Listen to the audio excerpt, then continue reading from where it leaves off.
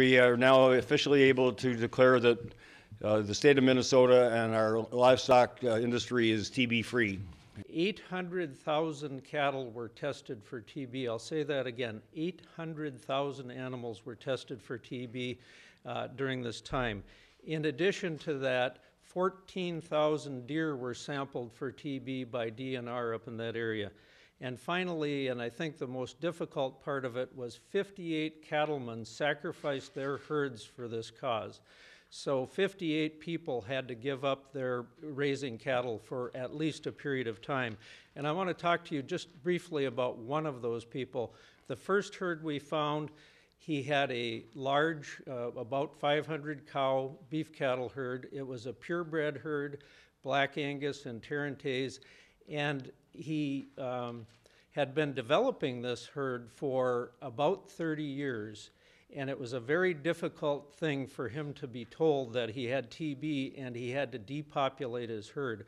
So on the day the trucks came to pick up all of his animals and take them to a processing plant, he rode out on his horse into the pasture with his cattle, and tears were flowing down his cheeks. It was very emotional for me, what these cattle mean to people. It's a demonstration of what good government can be, because you could not have done this without the state government taking the lead and providing the resources and the expertise to get Minnesota back to bovine TB free. We told our colleagues here at the legislature, we need your help. We've got to take this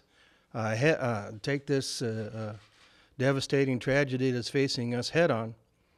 We got to put aside any differences, metro, rural, partisan politics. We've got to put it aside and save a billion-dollar industry here in the state of Minnesota, because we can't have a livestock industry in trouble and have a strong agriculture. We can't have a strong state without a strong agriculture. It's such a big part of our state. So we did, and a lot of people are to be commended and to take credit, especially Dr. Bill Hartman putting together the program to salvage this. And we can talk a lot about it, but probably the best comment I can make about the efforts we made is the other states are copying it.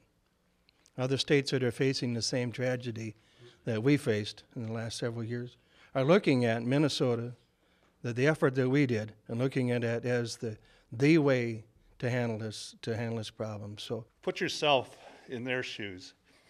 I don't care if you have 3 cows or 1,000 cows. You know how that cow reacts, every single one of them. You know their traits. You know, you raised them. You had them bred. You mothered them to having this calf. You ride on your horse. You ride on your four-wheeler. You drive through them with your pickup every single day, including Sundays and snowstorms. And you, all of a sudden, the next day they're all gone. And just imagine what that's like. These guys who sacrificed their herds up there went through that, and I can't imagine. I didn't have to experience that myself, but I can't imagine walking out my front door in the morning and not seeing my herd of cattle. You guys, yeah, go ahead. Oh, okay. Yeah, we can do that.